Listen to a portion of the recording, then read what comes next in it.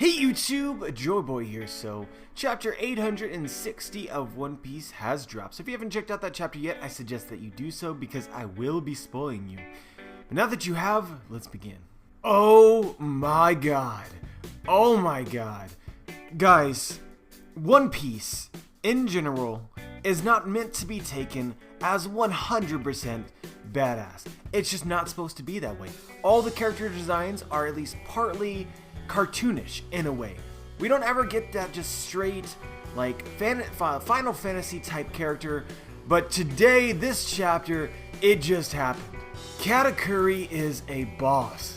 I really can't get over it, fam. Whenever we come up with the next fan poll that specifically covers this arc, Katakuri 100% is going to be very near the top because he just looks like a badass. But he doesn't just look like a badass. Oda was like, let's go all the way on this bitch. Let's give this guy the ability to see slightly into the future because his observation hockey is on that level. No, wait, that's not enough. Let's also give him a bounty of over 1 billion. Move aside, Jack. Jokes aside, guys, this Katakuri fellow right here, shooting jelly beans at people, pretty much killing them, is scary. I'm scared. We should not mess with this dude. And so after the last chapter of One Piece where we learned Capone's plans to take down Big Mom, a lot of people, myself included, were pretty much like, well, this is probably not going to work. Well, if you're looking for another reason, if you were, for some odd reason, on the fence, you thought, nah, man, this plan is definitely going to work. Now you have to add in the possibility that Katakuri will realize whatever is going to happen slightly before it actually happens and stop it. But guys, I really think Capone, he saw this coming. He already knew Katakuri's powers, so he's going to sense the fact that Katakuri will sense what's going to happen ahead of time and just do it a little bit before then, before he realizes that it's going to happen. It's like future sight inception. Hashtag plot holes. But no, seriously, in order for Capone's plans not to be completely retarded and for Capone himself to actually be a valid schemer, he would have in some way have come up with a plan to distract Katakuri or something along that nature. And so if it doesn't happen, I think we as readers should be really, really annoyed with Capone. And if it does happen, well, this is what we should expect because Katakuri will single-handedly mess up the entire plan based on this ability that we learned from this chapter alone. And if Capone's just gonna overlook this and YOLO it like that, he must have balls of like stone. But anyway, to get into it like super in-depth, just because I feel like it seems like their plan is to first rip the portrait, and then Luffy will jump in and distract everyone shortly after Big Mom starts like screaming or whatever, or they start realizing what's going on. And so it seems like the main point in which Katakuri would be a threat is if he stops them from actually splitting the portrait. If he's able to read the future, see that event happen, and stop them, then Big Mom would be 100% fine for when Luffy comes in. She won't be screaming and distracting everyone else, and all in all, the plan will go to shit. Or at least seems that way to me. But let's go back to Katakuri's ability to see slightly into the future. It seems like I heard some people really questioning what is going on here, but this actually seems pretty reasonable, like a reasonable capability of observation hockey. There seems to be different applications of observation hockey.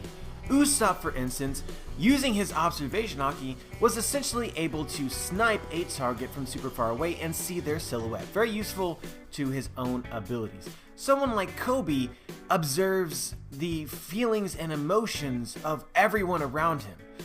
And then someone like Katakuri seems to, in various ways, observe the future. In short, observation hockey has many varied uses, and is 100% can be completely overpowered if Oda decides. I think people will try and reason this out, but I don't think that there will really be any need to. When you just take the word observation, what can it be applied to? What are things that you can observe? I think those are all fair games for how observation hockey can be used in the world One Piece. And in this case, the future can be observed, and Katakuri possesses that ability using his observation hockey.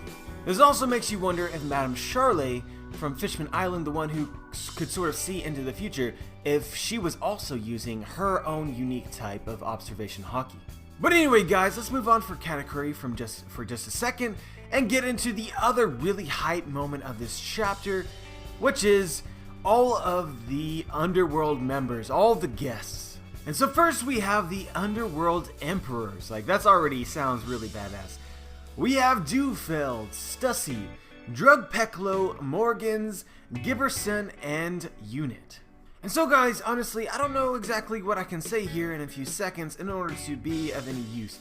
But I did get the impression that Morgans and Dufeld were slightly more important than everyone else. Just as a side note, I think Drugpeklo, this guy right here, looks so like damn cool, and I really hope his powers end up being awesome. I'm also really interested about Morgans as well.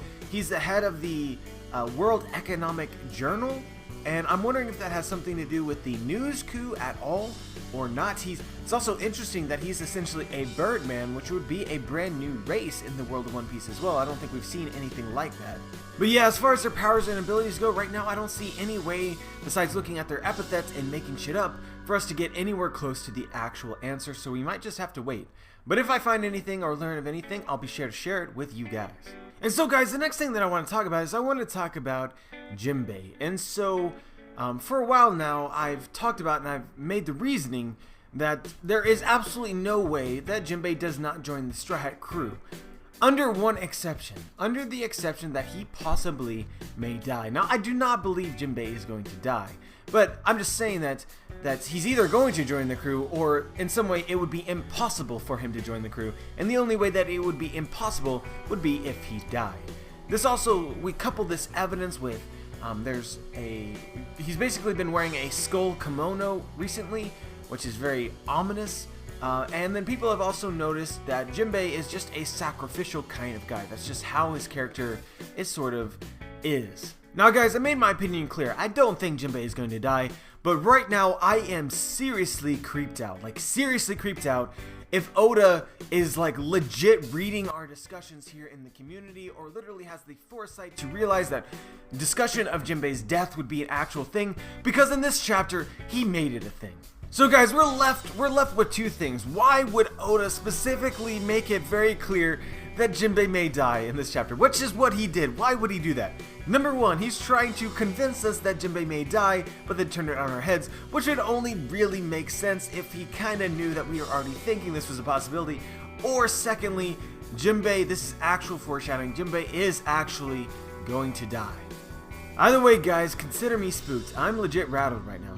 And so apparently the Fishman basically left Peckham's stranded on an island so that he doesn't interfere with their plans, and they're essentially booking him. But I find it incredibly interesting that they did leave Peckham's 100% alone.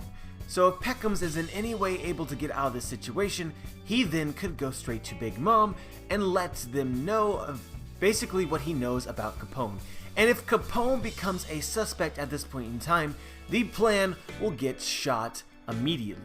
And so I just want you to keep in mind the possibility that Peckham's does go free, but I honestly think that this is just meant to distract us. We're supposed to think at this point in time that if something like this would happen, it would be through Peckham's, but I honestly believe that the Big Mom Pirates will learn it from somebody else. But that's just a gut feeling. And the last thing that I want to bring up is that we got more clarification about how Commander Smoothie's powers work. Essentially, she can juice anything.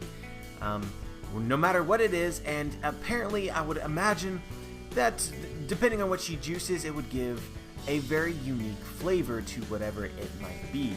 And it doesn't necessarily have to be something that usually is eaten. And so, yeah, I mean, yeah. But anyway, guys, it seems like the Tea Party